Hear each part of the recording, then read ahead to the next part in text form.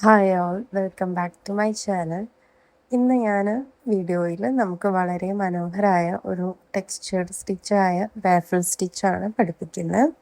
Baby blanket, cushion cover, scarf, bag, table runners തുടങ്ങിയ എല്ലാ പ്രൊജക്റ്റിലും ഈ സ്റ്റിച്ച് ഉപയോഗിക്കാം. കാണാൻ വളരെ മനോഹരമായും ചെയ്യാൻ അത്ര ബുദ്ധിമുട്ടില്ലാത്ത സ്റ്റിച്ചാണ്. നമ്മൾ കാണുമ്പോൾ കുറച്ച് ഡിഫിക്കൽട്ടാണ് തോന്നുമെങ്കിലും വളരെ സിമ്പിളാണ്. ബേസിക് സ്റ്റിച്ചസ് മാത്രമേ നമ്മൾ യൂസ് ചെയ്യുന്നുള്ളൂ. അപ്പോൾ നമുക്ക് തുടങ്ങാം. ഈ ട്യൂട്ടോറിയലിൽ ഞാൻ യൂസ് ചെയ്യുന്നത് ഒരു മീഡിയം വെയിറ്റ് യാണും അതിനനുസരിച്ചിട്ടുള്ള ഒരു ക്രോഷ്യോ ഹുക്കാണ്. നിങ്ങൾക്ക് ഇഷ്ടമുള്ള യാണും അതിൻ്റെ സൈസിലുള്ള ഹുക്കും യൂസ് ചെയ്യാം.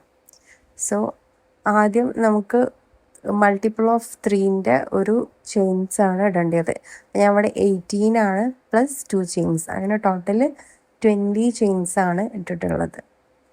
സോ ആദ്യം ആവശ്യമായിട്ടുള്ള നീളത്തിലുള്ള ഫൗണ്ടേഷൻസ് ചെയിൻ ഇടാം.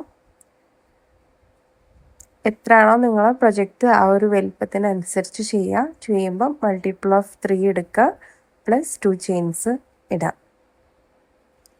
സോ റോ 1ൽ ആദ്യം ഫുള്ള് നമ്മൾ ഡബിൾ ക്രോഷ്യ ചെയ്യണം. അപ്പം നമ്മൾ ചെയിൻ ഇട്ട് കഴിഞ്ഞ് കഴിഞ്ഞാൽ ചെയിനിൽ നിന്ന് മൂന്നാമത്തെ ചെയിനിലേക്ക്, ഹുക്കുള്ള ചെയിനിൽ നിന്ന് മൂന്നാമത്തെ ചെയിനിലേക്ക് ഒരു ഡബിൾ ക്രോഷ്യ ചെയ്യാം. എന്നിട്ട് raw complete double crochet continue ചെയ്യാം. ഓക്കെ, അപ്പോൾ ഫസ്റ്റ് റോ കംപ്ലീറ്റ് ആവും.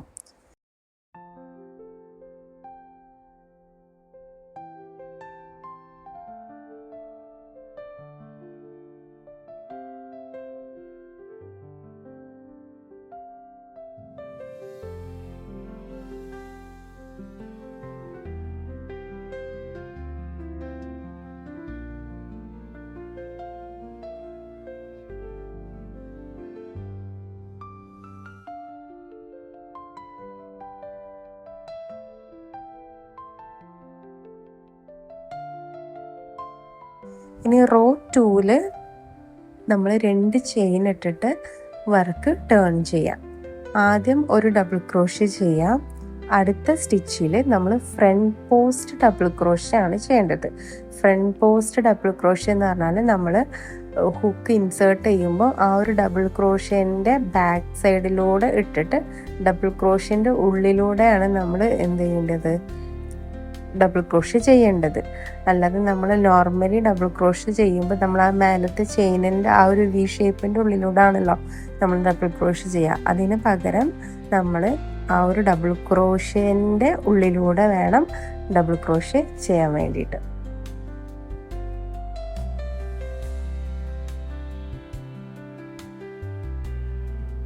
ശേഷം 2 ഡബിൾ ക്രോഷ്യ നമ്മൾ ചെയ്യാം. നമുക്ക് ഒരു ഡബിൾ ക്രോഷ്യ ഉണ്ടതും ചെയ്യാം. ഈ ഒരു പാറ്റേണിൽ ഞാൻ 2 ഡബിൾ ക്രോഷ്യ ആണ് ചെയ്യുന്നത്. വീണ്ടും ഒരു ഫ്രണ്ട് പോസ്റ്റ് ഡബിൾ ക്രോഷ്യ ചെയ്യാം. അങ്ങനെ നമ്മൾ ഈ പാറ്റേൺ ആ റോ കംപ്ലീറ്റ് ചെയ്യാം. അതായത് ഒരു front post double crochet, 2 double crochet, again front post double crochet, again 2 double crochet, അങ്ങനെ പാറ്റേൺ കംപ്ലീറ്റ് റിപ്പീറ്റ് ചെയ്തതിൻ്റെ ശേഷം എൻഡിൽ ഒരു നോർമൽ ഡബിൾ ക്രോഷ്യ ചെയ്യാം.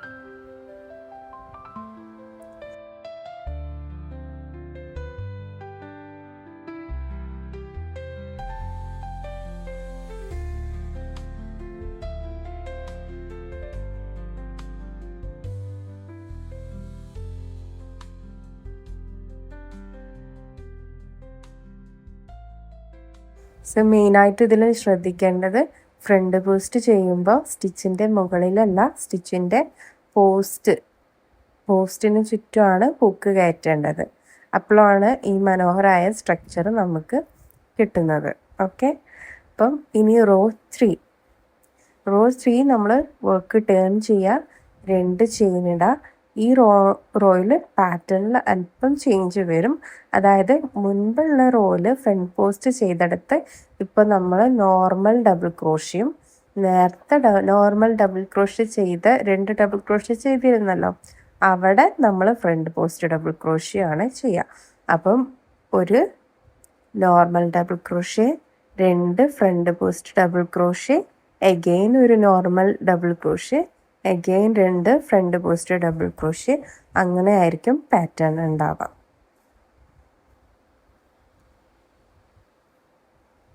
സോ ഇതായിരിക്കും നമ്മൾ റിപ്പീറ്റ് ചെയ്യേണ്ട പാറ്റേൺ.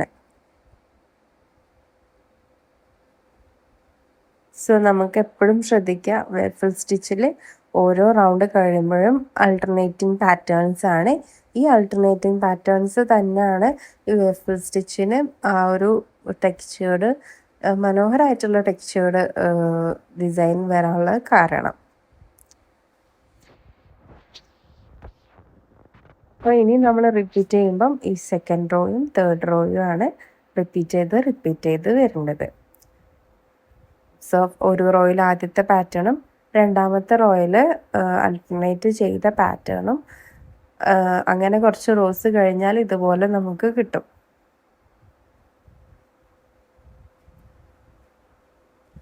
പിന്നെ മെയിനായിട്ട് ഈ സ്റ്റിച്ച് ചെയ്യുമ്പോൾ നമ്മളൊരു കാര്യം ശ്രദ്ധിക്കണം, ടെൻഷൻ നമ്മൾ ഒരേപോലെ നിലനിർത്താൻ ശ്രമിക്കുക. ഫ്രണ്ട് പോസ്റ്റ് ഡബിൾ ക്രോഷ്യ ചെയ്യുമ്പോൾ വളരെ ടൈറ്റ് ആക്കാതെ ഇരിക്കുക. ഓക്കെ, ഓരോ റോ കഴിഞ്ഞും സ്റ്റിച്ച് കൗണ്ട് ചെയ്ത് നമ്മൾ ഉറപ്പ് വരുത്തണം സ്റ്റിച്ച് കൂടിയിട്ടില്ല എന്നുള്ളത്.